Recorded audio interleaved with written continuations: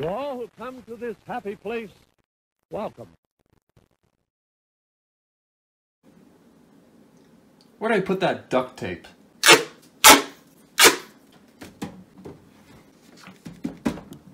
Perfect. Hey everybody, in case you couldn't tell, I'm actually sponsored in this episode by the lovely people over at incensezen.com. Head over to incensezen.com, choose your favorite scents of incense, put in the offer code OFFHAND when you check out. You'll save 15%. You'll be helping out the channel, so I highly recommend you go over and check out incensezen.com and enter the offer code OFFHAND. Unpopular opinion, advertisements make videos better. And that's exactly what we're talking about today. Unpopular Disney opinions. Now I took to Twitter to ask you guys what your unpopular opinions are about Disney. We're talking the parks, the movies, whatever. What are your unpopular Disney opinions? And the first one we have today is Frozen isn't good.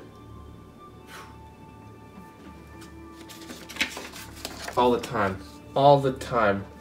My friend Brent on Twitter says, I actually love the movie Tomorrowland. Now, fun fact for all of those of you who don't know, I have never actually seen the movie Tomorrowland. I know it's kind of weird considering I'm the world's biggest Disney fan, obviously, but I've never actually seen Tomorrowland. I've heard really bad things about it, but hey, it's got the 1964-65 New York World's Fair in there, so it might be good. Miss Moth says Hollywood Studios in Florida is entirely skippable if you don't have any fast passes to either Tower of Terror or the Rock and Roller Coaster, and that is true right now. You see, I'm not a person who particularly enjoys Star Tours. I think Star Tours kinda sucks because it just makes me feel super sick, and I really don't like simulator attractions. But the Tower of Terror is superior to California's version, and Rock and Roller Coaster is a unique experience you can only get at Walt Disney World, unless you're counting Disneyland Paris, but that's going away soon. Especially after they closed the Great Movie Ride, there's not a whole lot to do at Hollywood Studios if you're not a big Star Wars fan, so I recommend just skipping over it unless you really want to ride the Tower of Terror. In that case, definitely go, spend a couple hours there, and then go back to Epcot or the Magic Kingdom, because that's where all the fun is. That Cleo person says Guardians of the Galaxy Mission Breakout is a better ride than the Hollywood Tower Hotel. Well, she says the Hollywood Tower of Terror, but I know we all mean the Tower of Terror. I personally do enjoy Mission Breakout a lot more than the Tower of Terror at Disneyland, but the Tower of Terror at Walt Disney World is better than Guardians of the Galaxy, if that kind of makes sense. Personally, I think people were kind of overreacting when Guardians was coming in, and especially with the addition to Marvel Land now, it's going to be kind of a cohesive area. So I'm excited for Disney to be able to tell a cohesive story once again and not have Hollywood Boulevard leading up to a collector's fortress. Annabelle says the Haunted Mansion live-action movie isn't actually that bad. There should only have been one Pirates of the Caribbean movie. Now, I've seen this thrown around very often, that the Haunted Mansion movie isn't that bad, and I gotta say, it's not terrible. It's not like the worst thing. Is it a good movie? No. Is it a solidly made movie? I mean, the special effects were pretty fun for the time. I personally watched the Haunted Mansion movie to see things that are in the ride and point out, oh, look, that's in the ride. Oh, they're singing Grim Grinning Ghosts. I know that from the ride. But when it comes to being an actual film, I don't think it's amazing, but it's one of my guilty pleasure movies. When it comes to only having one Pirates of the Caribbean movie, though, I can kind of see where they're coming from. I mean, the ride only has so much of a story to build off of. They've had to eventually, you know, make their own stories up, which is why Pirates of the Caribbean 4 and 5 are kind of weird. That's just my opinion, though. It's an unpopular Disney opinion. Now, here's one I see brought up often. Peter Pan's Flight is a waste of time and no better than any other Fantasyland dark ride.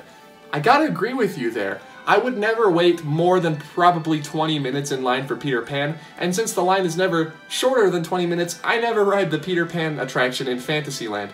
It's fun, it's a good classic Fantasyland dark ride, and you're suspended, so I can kind of see the appeal there, but I prefer Snow White's Scary Adventures over Peter Pan's Flight, because Snow White's Scary Adventures is actually the most terrifying ride at Disneyland. Look, you can take a look at this guide map. It says it right here. It says right there. Yep, see? Snow White's Scary Adventures. Not appropriate for children under 20. Scariest ride at Disneyland Park. It's right there, people, if you can't see that. They put it on the guide map. Fair warning, I guess. Now here's something interesting I've never actually seen before. Shelby Edgar says so many of the bad Disney movies from the early 2000s are actually pretty good. Bolt, Brother Bear, Meet the Robinsons. Bolt, but Brother Bear and Meet the Robinsons are actually really good movies. The character designs in Meet the Robinsons are kind of terrifying, but other than that, the movie is pretty fun. They just got screwed over by being slapped in between the Renaissance and what I call the Frozen era. It's actually called the Revival era. That's the official name for it, in case you guys didn't know. Also, a lot of revival movies don't get enough praise. Are we talking like Big Hero 6, Wreck-It Ralph? Because I do see those kind of being overshadowed by Tangled and Frozen. But that's a good point I want to go back to. The bad Disney movies from the early 2000s being actually pretty good. Like I said, Brother Bear is probably one of my favorite Disney movies. It's not top 10, obviously, but it's really, really good. And Meet the Robinsons has a very Walt Disney optimistic style story that I think Walt would have really enjoyed. But the animation is just kind of spooky. The way the character's designed, it's just kind of unnerving to me. A lot of people bring up Treasure Planet. I've only actually ever seen Treasure Planet once, and it's really good, a nice retelling of Treasure Island, but I actually prefer the original Treasure Island, Walt Disney's Treasure Island, to Treasure Planet. Tear down Disney's Hollywood studios and start over. I guess this fish from SpongeBob kind of put it best. I guess we can move on, right? Frozen is extremely... Oh my goodness. I gotta put another mark down. Look what you guys are doing to me. I'm trying to skip these, but they just keep catching up with me. My opinion is fact because I'm a content creator, everyone. Oh, Snow Hippo for the speed round. I love Dinosaur, the ride and the movie. Movie's kind of fun, the ride really sucks. The entirety of Fantasyland other than Matterhorn is overrated. What? Dude, the Matterhorn will, like, knock your spine out of place if you ride it twice. I love the Incredicoaster, but I don't like Pixar Pier. I feel that on a spiritual level. I don't mind the live-action Jungle Book. Do people not like it for some reason? I thought it was pretty fun. It's live action. It's really not. It's just a different kind of animation, but it's live action. Citrus swirls are better than Dolops. You what? Sorry about that, everyone. I just lost my cool there for a second. It happens to the best of us. Citrus swirl, you know, it's their opinion. They're entitled to their opinion. Again, I apologize for my outburst.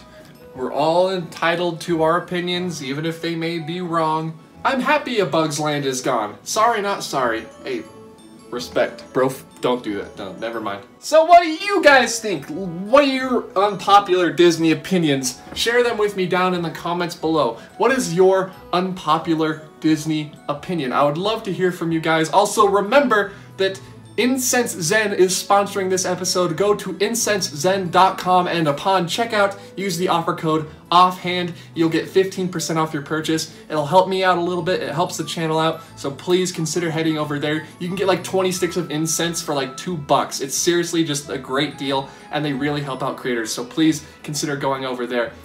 Everybody, thank you so much for watching this video. I will see you all in the next video.